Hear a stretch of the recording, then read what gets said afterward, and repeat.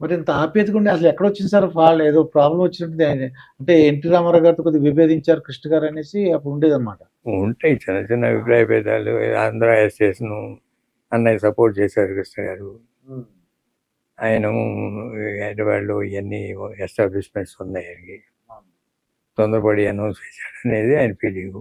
Okay. కొన్నాళ్ళు అక్కడ మాట్లాడేవారు కాదు. హ్మ్. మళ్ళీ మామూలే అది. హ్మ్. తర్వాత దేవుడు చేసిన మనుషులు అయిన తర్వాత సీతారామరాజు మీద తీసాము. తీసేటప్పుడు కూడా ఆయన నేను చేయలేని వాడిని మీరు చేసేవాళ్ళ అని అవునండి. ఆయన అప్ చేశారు. ఆయన ఇప్పుడు జయసింహ సినిమాలో మా రాబో చిత్రంలో సీతారామరాజు అనేసారు. హ్మ్. ఆయన మానేశారు కదా అని మేము స్టార్ట్ చేసాము. సినిమా అది తీసేటప్పుడు అది కొంచెం మనస్పర్ధ వచ్చింది. అది. హ్మ్. మళ్ళీ మామూలు కలిశారు. మళ్ళీ ఏదో కురుక్షేత్రం కర్ణ అని మళ్ళీ వచ్చింది. హ్మ్. అవన్నీ చిన్న చిన్న డిఫరెన్స్లే తప్ప మళ్ళీ కలుస్తూనే ఉంటాం. ఫ్యామిలీస్గా మా ఫ్యామిలీస్ కానీ వాళ్ళ ఫ్యామిలీస్ కానీ హ్మ్. అదంతా ఏ ఫంక్షన్ వచ్చినా కలిసేవాళ్ళం. మెడ్రాస్లో ఉన్నంతకాలం హ్మ్. ఇక్కడికి వచ్చిన అంటే 'అల్లూరి సీతారామరాజు' మీరు అనుకున్నప్పుడు ఆయనతో చెప్పలేదా సార్? మేము అనుకుంటున్నామండి ఈ సినిమా ఈ సబ్జెక్ట్ ఇలా అనుకుంటున్నాం. మేము అనౌన్స్ చేసినాక పిలిపించారు. ఆహా! పిలిపించారు. అంటే ఇప్పుడిప్పుడే పైకి వస్తున్నారు పిల్లలు వాళ్ళు. ఈ దాంట్లో డ్రై సబ్జెక్టు హ్మ్. మీరు పాడైపోతారని ఆయన ఎక్స్ప్రెషన్. జనరల్గా ఆయన రాసుకున్న స్క్రిప్ట్లో అలా ఉందేమో మనకి. హ్మ్. హ్మ్. మేము రాసుకున్న ట్రీట్మెంట్లో మాకు బాగుంది, సక్సెస్ అవుతామని నమ్మకం ఉంది అని మేము ఆర్గ్యుమెంట్లో నేను మీరు తీస్తారంటే ఇప్పటికైనా మానేస్తామని కూడా మాట అన్నారు ఆయన. అన్నారు. ఒకవేళ మీరు తీస్తారంటే సినిమా మేము ఆగిపోతాం అని చెప్పారు. హ్మ్. మేము తీయము మీరు తీయద్దు అనే యాంగిల్లో ఆయన మాట్లాడారు. హ్మ్. మేము తీయొద్దు, మీరు తీయొద్దు. ఓకే. వేరే సినిమా తీసుకోండి కావాలంటే నేను మళ్ళీ డేట్స్ ఇస్తాను ఇద్దరం కలిసి.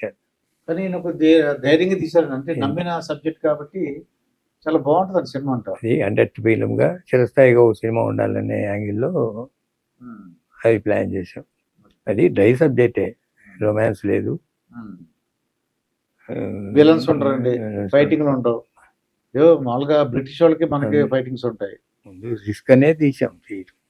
బట్ మాకు కాన్ఫిడెన్స్ ఉంది. ఏ ఫస్ట్ కాపీ చూసినా లేదా రిలీజ్కి వెళ్ళినా ఎప్పుడు ఎక్కడ డివైడెడ్ టాక్ అనేది రాదు అసలు. డే 1 నుంచే మంచి టాక్.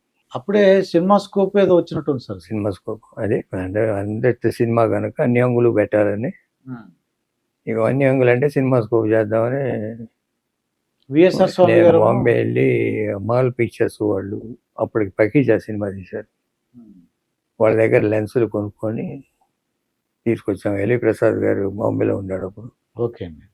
ఆయనకి డిస్కస్ చేసినాక మిషల్ కెమెరాకి అమౌంట్ నేను చేసి పెట్టాలి, లెన్సులు తెచ్చుకోండి అండి. మెడ్రాస్ వచ్చినాక వాళ్ళ అసిస్టెంట్ని ఒకరిని మాకు కెమెరా అసిస్టెంట్ పంపించారు, పుష్పాలకు ఉపయోగిస్తాను. అంటే లెన్సులు క్యాలిబ్రేట్ చేయాల్సి వచ్చినాయి ఎవ్రీ షాట్కి మధ్యలో. ఓకే అండి. ముందు క్యాలిబ్రేషన్ అంటే బాంబేలో మార్కస్ బార్క్లే దగ్గర చేసేవాడు.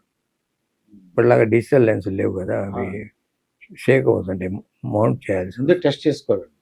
ప్రతి షాట్కి కొంచెం లెన్సులు క్యాలిబ్రేట్ చేయాలి. అది పుప్పాల గోపికృష్ణ గారికి ఆ టచ్ ఉందన్నమాట. ఆయన కెమెరా అసిస్టెంట్ ఉండేవాడు ప్రసాద్ ప్రొడక్షన్స్లో. ఆయన డెప్యూట్ చేసి తర్వాత రెగ్యులర్ కెమెరామెన్ అయిపోయాడు. విఎస్ఆర్ స్వామి గారు ఫోటోగ్రఫీ అనమాట. ఆయనే స్వామి ఆయనే కెమెరా అన్నీ ఆయనే.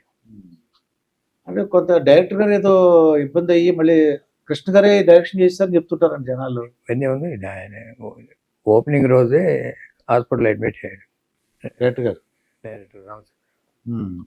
రామచంద్రరావు. దేవుడు చేసిన మనుషులు కూడా ఆయనే డైరెక్టర్ అండి. ఆయన హాస్పిటల్ అడ్మిట్ అయినాక మేము ఒకరోజు షూటింగ్ ఆఫ్ చేసి ఎవరన్నా డైరెక్టర్ పెడదామా ఏం చేయాలి అంటే ఇక 2-3 రోజులు అయిన తర్వాత ఛాన్స్ లేదని చెప్పేసి కిడ్నీ ఫెయిల్ డాక్టర్. ఓకే. అందరం కూర్చున్న తర్వాత ఇక ఎవరు వద్దు, మళ్ళీ ఎవరన్నా కొత్త వాళ్ళు వస్తే ఇబ్బంది అవుద్ది, మళ్ళీ మారుస్తారు అన్నయ్య చేయాలని అందరం మేమంతా పట్టుబడితే చివరికి ఆయన డెసిషన్ తీసుకొని సరే నేనే చేస్తానని ఆయనే చేశారు. ఒకరోజే రామచంద్రరావు ఒకరోజే అండి. కానీ ఆయన పేరు వేసినట్టున్నారండి. పేరు వేసి తర్వాత జస్ట్ షూటింగ్ జరిగేటప్పుడే పోయారు ఆయన. షూటింగ్ ఫినిష్ అయ్యేదాకా కూడా బతికిలేరు. ఉమ్. అన్నయ్య చేశారు. ఆయన అదే. పేరు బాడీతో తెల్లదం లేచి చాలా మంది చెప్పారు అంటే Acting. కొన్ని షూటింగ్ చూస్తారు కదండి వాళ్ళు.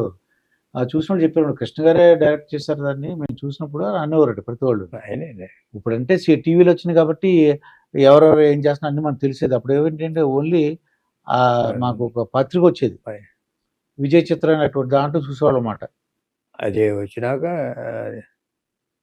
యాక్షన్ ఎపిసోడ్స్ మాత్రం ఈయన కేఎస్ఆర్ దాస్ చేశారు. Second unit war scenes.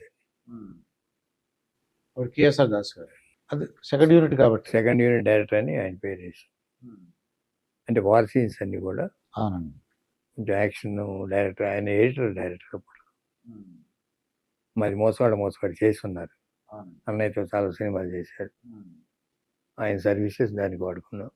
ఇంకా ఎస్పి బాలసుబ్రహ్మణ్యం గారితో ఒక ఎపిసోడ్ ఉంది సార్. అది ఆయన కూడా అంటే నాకు తెలిసిన వరకు ఏంటంటే ఈ ఎస్పి బాలసుబ్రహ్మణ్యం గారు ఏదో కృష్ణ గారు పాట పాడమంటే తర్వాత పాడతానో ఏదో చెప్పినట్టున్నాడు అండి. ఇంకా అప్పటి నుంచి రాజ్ సీతారాంలోకి వచ్చేవాడు అండి సింగర్. అదేంటి సార్ ఎపిసోడ్ అది రాజ్ సీతారాం మీకు ఎలా ఫైండ్ అవుట్ చేశారు ఆయన్ని సింగర్ని? అంటే కృష్ణ గారికి ఆయనకి ఏదో మనస్పర్ధలు వచ్చాయి చిన్న. కొన్నాడు పాడకపోతే రాజ్ సీతారాం ఐడెంటిఫై చేసి మా హిందీ సినిమాలన్నీ బప్పీ లహరి చేసేవాడు అప్పట్లో. మాది హిమత్వాల కానీ మవాలి అని పాతాళ భైరవి చేస్తే అతనికి వాయిస్ వినిపిస్తే చాలా బాగుందని మాకు సింహాసనంలో ఆకాశంలో అతనితో పాడించాం. బప్పీ లహరి వాయిస్ బాగుందని చెప్పి అతన్ని సెలెక్ట్ చేశాడు. తర్వాత అతను కొన్ని సినిమాలు పాడాడు. ఈ లోపల బాలసుబ్రహ్మణ్యం గారు కృష్ణ గారు ఎక్కడో కలిసి మాట్లాడుకున్నారు. తర్వాత ఆయన పాడాడు, వీళ్ళు పాడేవాళ్ళు ఇద్దరు పాడారు. అసలు ఏంటి సార్ గొడవ చెప్పొచ్చండి అన్న? అది ఏంటి మనస్పర్ధలు అంటే ఏమిటని?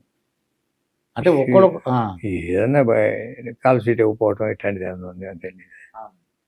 అంటే ఫస్ట్ నుంచి అన్నయ్య ఎంకరేజ్ చేశాడు బాలసుబ్రహ్మణ్యాన్ని. అప్పుడు రామరా నాగేశ్వరరావు ఘంటసాల పాడించిన కృష్ణ గారి పాటలన్నీ బాలసుబ్రహ్మణ్యం పాడేవాడు మాకు. బాగుండేది. అది బాలసుబ్రహ్మణ్యం సినిమా కూడా తీశారు కృష్ణ గారికి. రెమ్యునరేషన్ ఇచ్చినా ఇవ్వకపోయినా ఎప్పుడు అడిగేవారు కాదు. అది ఇప్పుడు మీ డైలీ రొటీన్ ఎలా ఉంటుంది సార్ మీది? డైలీ రొటీన్ దినచర్య మీది. పద్మాలయ స్టూడియోస్ సినిమాలు వస్తున్నాయి సార్ ఇప్పుడు ఏమన్నా? పద్మాలయ స్టూడియో బ్యానర్ మీద ఇట్లా తీయట్లేదు కానీ మన సిస్టర్ కన్సర్న్స్ మీద చేస్తున్నారు. సిస్టర్ కన్సర్న్ హనుమంతరావు అబ్బాయిలు చేస్తుంటారు బాంబేలో Hindi OTT. Mahesh Babu MB productions అని అతను చేస్తుంటాడు. రమేష్ బాబు కొన్ని సినిమాలు తీశారు కృష్ణ ప్రొడక్షన్స్ పేరు మీద. మందుల అమ్మాయి కొన్ని సినిమాలు చేసింది. కృష్ణ గారి పెద్ద అమ్మాయి పద్మ గల్లా అనే వాళ్ళు అమరాజా ఎంటర్ప్రైజ్ వాళ్ళు చేశారు. ఇట్లా అందరూ సుధీరు కృష్ణ గారు అతను వేరే బ్యానర్ మీద అతను చేస్తుంటాడు.